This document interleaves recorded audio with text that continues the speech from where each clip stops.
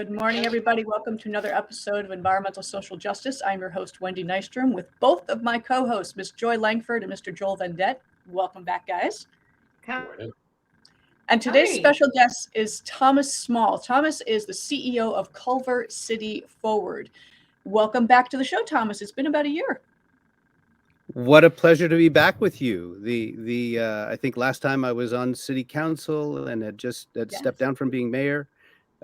So I'm in a different position now, but and a lot of things have changed, but we're facing the problems don't go away by themselves. No, and the reason you did Culver City Forward is you can now be very proactive in resolving problems in the city and helping people move forward. So before we dive into housing, which is today's topic, could you tell people what Culver City Forward is? Absolutely. Now, Culver City Forward, there are a number of forward organizations in California. There's California Forward, there's Santa Monica Forward. Last night I met the vice president of Santa Monica Forward, and they're quite different. Culver City Forward is not a political organization. We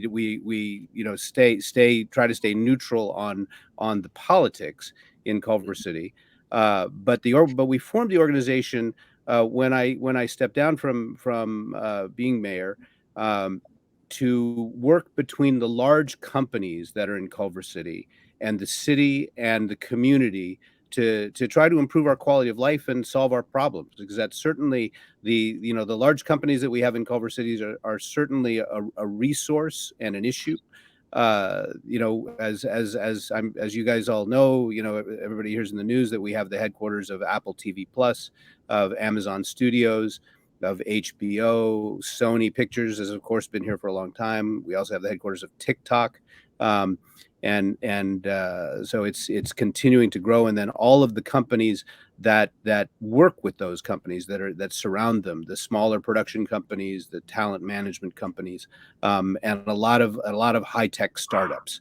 I keep meeting them. When you would think by this time I would know most of them, but I keep meeting them. So it's Culver City Forward. It's very exciting and it's very daunting. When you see the problems that we've had up north in the northern part of the state and up the coast to Seattle, having this tremendous economic engine of the high tech companies is not a boon to everyone. As Joel will tell you, that it makes it hard on all the people who have to do the work that has to be done everywhere, because the real estate prices skyrocket. So the folks who need to do those entry level jobs can't afford to be here, so they have to live far away, which creates a commute, which creates congestion, and all of which is burning up our planet. So so Culver City Forward, we hope to be able to work with Apple and Amazon and the others to sort of head off these problems and to try to get the services, the infrastructure, the housing in place, at the same time as we're expecting these, 3,000 or 4,000 more workers to be coming to Culver City as the companies gear up. And of course, all of this has been severely complicated, as everything has, by the COVID crisis. So we don't really know when everyone's coming back to work or how much. But regardless of that, the economy, continues to be booming here in Culver City, and the housing prices continue to rise. There's obviously some fluctuation going on with the way the current market is, but the overall trend is there, and so we have this huge housing jobs imbalance. Pre-COVID, we were looking at about we have about a little less than 40,000 residents, people who sleep in Culver City every night. But pre-COVID, we had, I think, upwards of 70,000 people working here during the day and commuting here. That's a lot. But I'm eager to hear Joy's experience of being here in Culver City. Yeah, so I was telling you right before we went on, we have a few units in Culver City. and we rent them out to great families. One of the families is a Japanese family. They moved in with us about 12 years ago, right when they came from Japan. The reason why they wanted Culver City was because of the school's immersion programs. They're teaching Japanese and English, French, Spanish. There's several languages that also make the school system more attractive. So, with that, during COVID, they started issuing rental programs, making us apply for rental business licenses, I guess they're called, to make sure that we were renting at a fair price. It's kind of kept the rents down, but yet at the same time, homeowners association fees and the like are going up. And in our situation, fortunately, the units are paid for, outright. But you think even for working people that are working at TikTok or HBO or Symantec, that are really local players as far as employment in the area, people who are just moving in are going to still find it kind of hard for the affordability factor. Once they factor in the taxes, the average price of a condo right now, 1-bedroom condo is $600,000. By the time they pay their mortgage and everything else, you're looking at a pretty hefty sum to be able to afford in Culver City. And that's even if you've got a great job at Sony or one of the larger industries. Yeah. So I think that's something that really needs to be looked at. As Joel was also saying before we went on live, families really want the American dream, and maybe they don't want the Kardashian dream of being wealthy, but they want good school systems, which Culver City does definitely provide. They want to be able to put food on the table, and they want to live the American dream and own housing. And for the average price of a house, just a single family house in Culver City to be well over $1 million, I think those are some of the things that people are going to have to look at as we decide what the ecosystem looks like for Culver City in the future. That's a brilliant observation that Joy brought up. Was a lot of times, and Thomas, definitely, I want your opinion on this, but she touched on the fact that small mom and pop landlords, they can't raise their rents, but their bills are all going up. So it's putting them at a disadvantage. And actually, that more supports the large corporations that are buying up large tracts of land, large tracts of homes, large apartment buildings. And they're not affected by this because they can float it for as long as they want. So we're kind of running into this dichotomy of pushing out the little guy, supporting the big guy, but we don't want to support the big guy because they're not doing the best thing for the neighborhood. So Thomas, that's a really loaded question for you. Well, there's always growing pains when there's change like this. So certainly the intention of the rent control, rent stabilization is not to prevent the rent from rising at all, but controlling it so that it can, so that there's some, because we were having before that those rules went into place, we were having rents shoot up 100%, 200%, and that was forcing people onto the street. We amongst the housing community there, we took a field study trip, and Wendy, we didn't talk about this before, but Joy just reminded me of it, to Vienna in last October. And there was a group of legislators, of assemblymen and assembly members and senators from California, and then a whole bunch of people who work in affordable housing, and then a number of other elected officials and former elected officials like myself. And there they've had this system in place for 100 years. It's like 100 years ago in Vienna, they had 30,000 homeless people in Vienna. So they started back then putting together their system of, they call it limited profit. It's not non-profit, but it's kind of like rent control in that it governs how the buildings are built, how they're financed, and so on, that the developers have a limited amount of profit that they can make, and so they've created this social housing system that's just incredible. I mean, I remember seeing this image of 100 years ago there were 30,000 people on the street in Vienna. Today, for the last 10 years, it's been voted one of the top 10 places to live in the world, often #1 over the last 10 years. And they're in their social housing system, I think it's about 60% of people that live in Vienna are renters. And one of the extraordinary things is that you can't tell how wealthy someone is or what they do by their address. The social housing is scattered throughout the city. There are many folks who have regular jobs, who do well, who prefer to use the social housing because it costs a lot less, and it gives them much more disposable income for the rest. So we're kind of at the beginning of that. Is one of the things that the group sort of noticed, that that we have to take steps to get there, because their system has been up and running for that long time, so that the development process, there's already capital in that system, and it keeps going. They keep building housing. We also visited a fascinating thing that I'm also working on here in Culver City, called the 𝐂𝐲. This is the International Building Exposition that was just culminating in Vienna when we were there. And this is a process, a tool that they've developed. I don't know how many decades they've been doing this, but mostly in the German-speaking countries. But it's kind of what they do is they take a section of the city or a number of projects, and they designate them as part of the International Building Exposition. And it usually takes about 7 to 10 years, but they lift all the zoning rules and the building rules, and they let the developers and the architects imagine what the future is going to be and actually build it. And then at the end of that time, they have a big show. You see all the buildings, and they take the neighborhoods and the buildings that really work, and that's how they build the future of the city.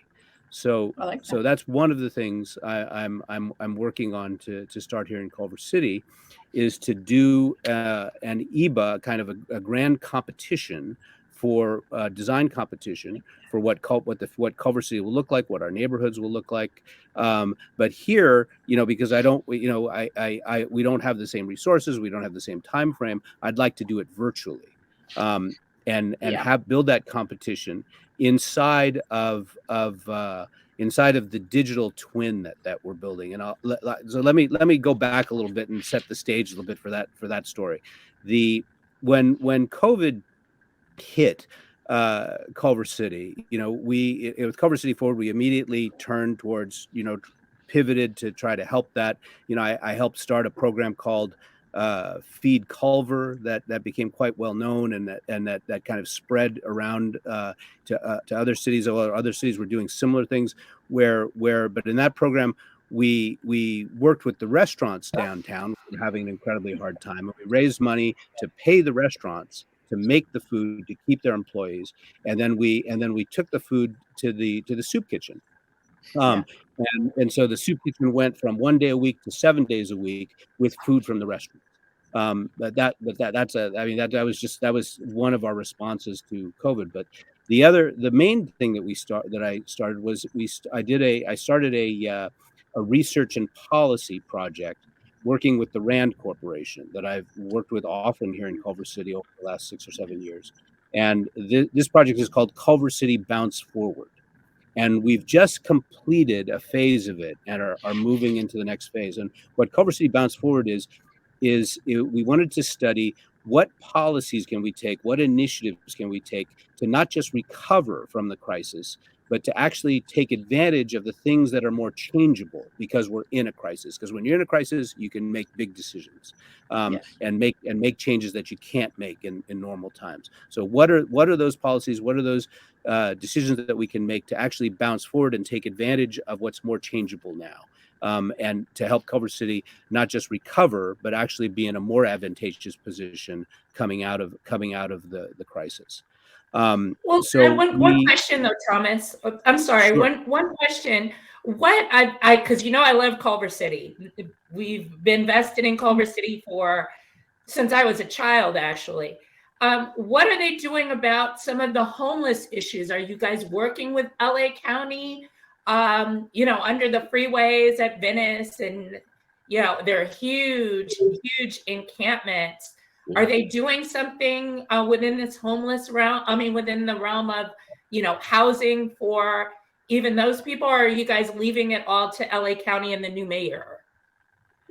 Actually, there's been a lot that Culver City has been doing, and with the new council in place, they're even more focused on this than before after the election, because it's such a hot issue now. But these things take time, and so, but I think the main thing, the kind of the most impressive or exciting things that Culver City has done is I'm trying to remember exactly where the funding came from the state, but we found two sort of old motels in Culver City, and this happened before with another motel that was turned into our Upward Bound house. But so the Culver City has been funded by the state to take these two motels and to transform them into transitory housing to address the homeless issue, and those are being built out now. It's upwards of, I'm trying to remember how many rooms there are, but I think there's maybe about 70 or so rooms altogether.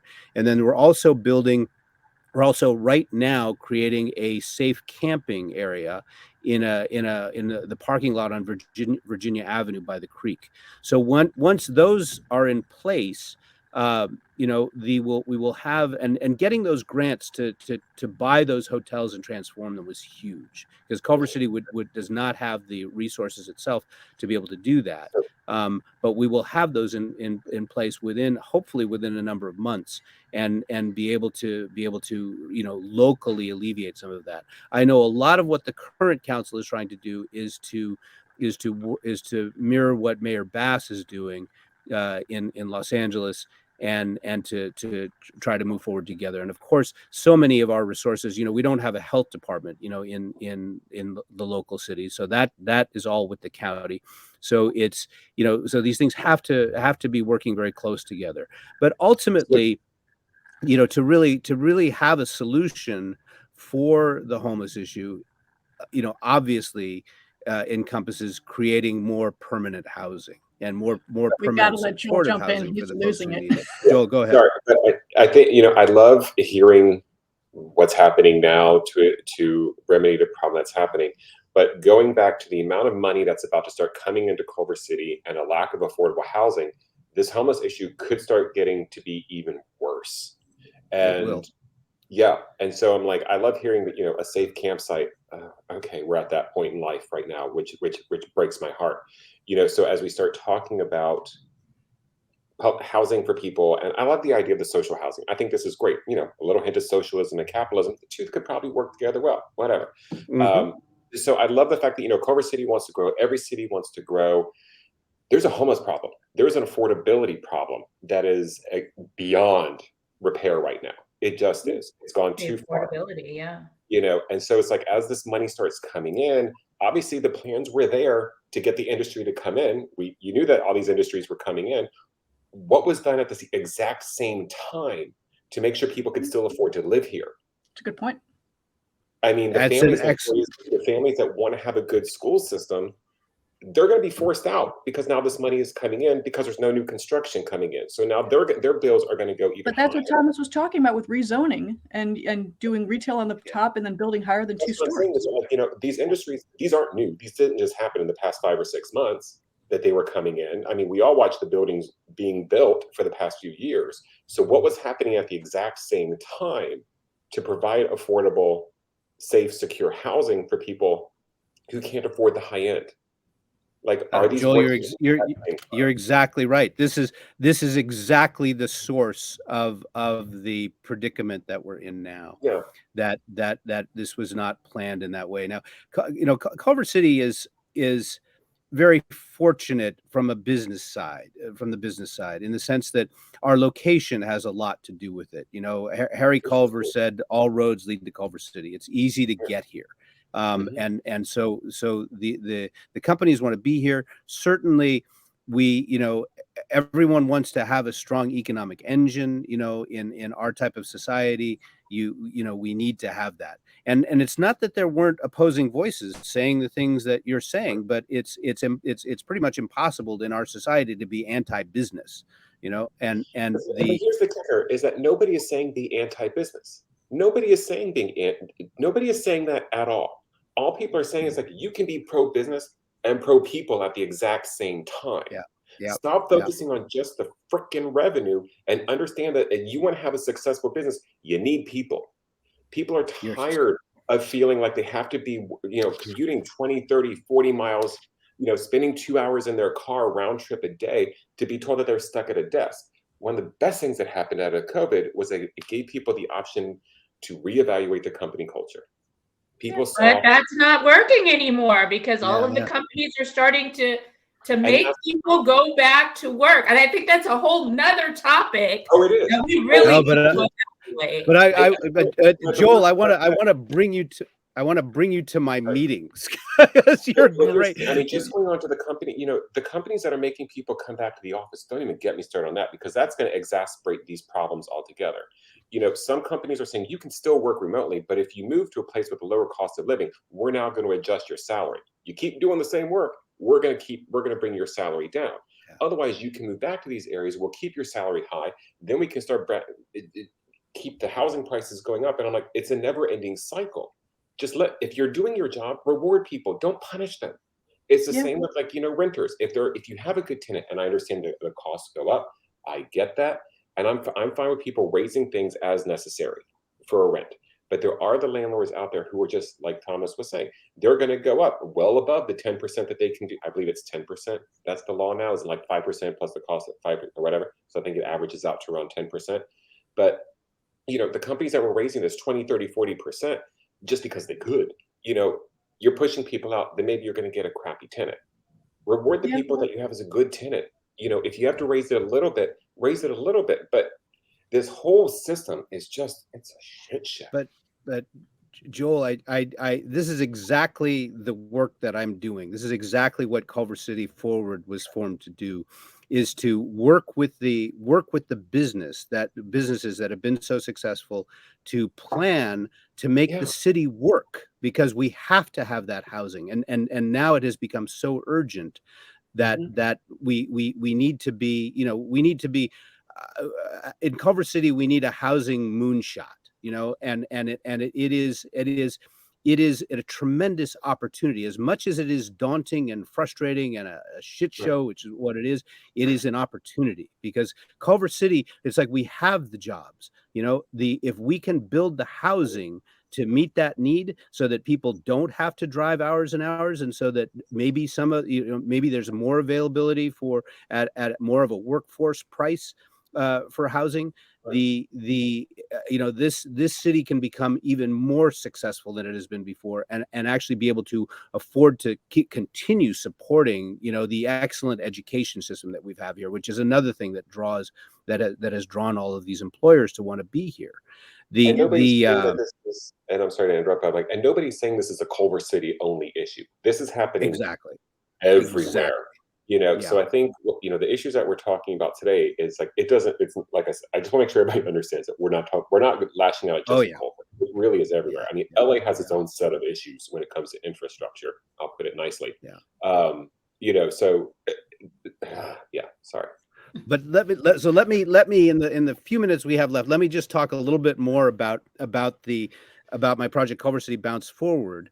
That is we'll be going. One of the things we decided to do differently than we've done in the past in my work with Rand is that we wanted to publish this work in a way that was accessible and relatable to everyone. And so what we've done is we built a standalone website for it. Culver City, it'll be culvercityforward.org. And the website consists of has two processes, two things within it. that I think that are really targeted and formulated to address exactly these problems. How and where are we going to be able to create this housing here in Culver City, and how are we going to work with the folks who already live here? Who are already faced with all this change and who are going to have to absorb more change. I've often quoted in the past, it was sort of the title of my State of the City event, but there's a quote from a wonderful novel called The Leopard, the Gatto Pardo. It's a wonderful movie of it too, that it takes place in the late 19th century in Italy. But one of the characters says to the main character, he says, if we want things to stay the same, everything must change. And that's what we're facing here in Culver City, is that we have this wonderful small town feel. Wendy and I had breakfast in this restaurant that was straight out of the 50s. Eggs and potatoes and bacon, and we all know our neighbors here. As I'm sure Joy knows, it's like people. There's a lot of people who've been here for a long time. And but for all those folks, they don't want it to change. They want to maintain this small town feel, and I think we can do that. But we need to have more housing, and we need to have growth in that way. So what the Culver City Bounce Forward website does is it has a process. It delineates a process of making decisions about urban planning that I think is fascinating. It's a decision making process that RAND and a number of other institutions around the world have developed over many years now. And when you see it, you'll go through it and you'll see how it enables you to resolve differences within a community, which is something that I think we need more than ever now. And then the other part of it that is really getting attention is that we're building what's called a digital twin of Culver City. And this will be a three-dimensional model of Culver City. It looks kind of like Google Earth. But where you can build new structures. So we'll be able to, within this three-dimensional model, say, okay, what if we had, 2 or 3 more stories allowed along the creek in kind of the old industrial area where all the cool startups are, and we had housing there, and we mixed the housing with our businesses and with our retail, and and we made the creek into a park. What would that look like? And you'll be able to actually see it. Because this is, as we went through our general plan, we have such a problem that if you talk about stuff, people can't see it, and it makes them afraid. But when you can see this, when actually you see what it looked like, you'd see where the shadows fall. And then the incredible thing about a digital twin, it also enables you to measure everything that's happening. You can know how many people are going in and out of each building, how much water is being used, how much energy is being used in all of these projections. And describing it so quickly, it's just a teaser. But this is the thing that's exciting. I think this is what's going to enable us to resolve the differences within the city, and be able to make decisions about where that housing can go, and not just stop it as has been done for the last 30, 40 years here in California, particularly along the coast. So really quick question. As you're dealing with, talking to the think tanks and all this, what is the community involvement at the same time? Because they have to be a part of the conversation. Well, in that process, that was actually the lion's share of the work in Culver City Bounce Forward, is that we conducted a series of more than a dozen outreach meetings to all of the to many different stakeholder groups in the city, to the businesses, to the residences, to the nonprofits. Everybody, one thing about California or LA is that people like their big lots. They like all these kind of things. So when you start talking about rezoning and this kind of stuff, you ain't got the NIMBYs who are just going to be like, this is great, we're going to help everybody out, but I don't want a duplex next door to me. And that's interesting. That's why I think this visualization tool of the that we'll have in this digital twin is going to be very helpful for this. Yeah. I really like the idea of the digital twin. And I know you're on limited time today, Thomas, so I do thank you for your time. Yes. Any possibility of bringing you back in a month or two to talk about specifically what Culver City Forward's doing and the digital twin and the building development you guys are thinking about? I would love to do that. That. Yeah, because there's so much to discuss, and I know Joel's going to be like the Kraken coming out with with some of his questions. They're good questions, Joel. But no, Thomas, thank you so much. I know you only have 30 minutes today. Otherwise, we could go on forever. Did you want to close out with any specifics about Culver City Forward? How to find you guys? How to volunteer? Well, our website is culvercityforward.org.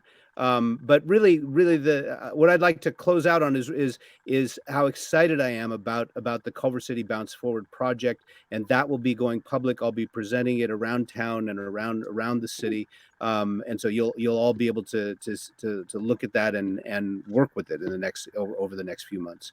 And that's where this grand competition that I'm talking about will reside. So like everyone will be able to see it in there. Competitions are and important.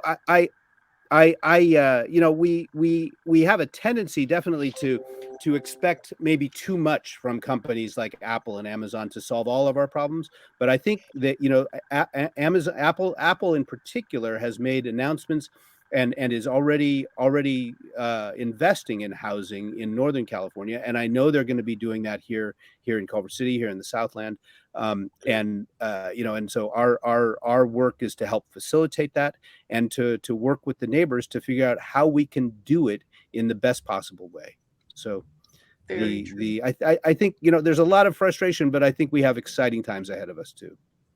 Well, and when that launches, so I'll be eager to expand more about this when you guys can invite me back.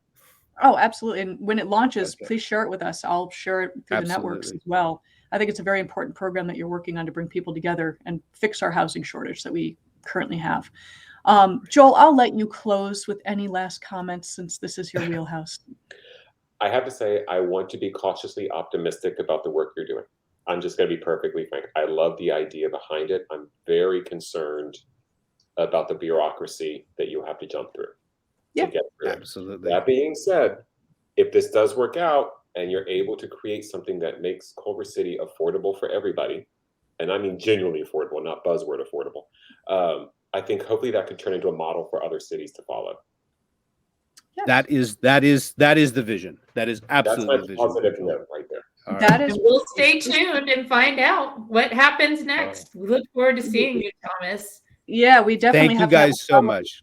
Thanks, Thomas. Thank you, Thomas, for joining us. Right. Wendy Nystrom, Environmental Social Justice, with my co-host Joy and Joel. Thomas Small, thank you so much. Culver City Forward, folks, check them out. Take care. Thanks again. Okay. Bye-bye. Bye. Bye.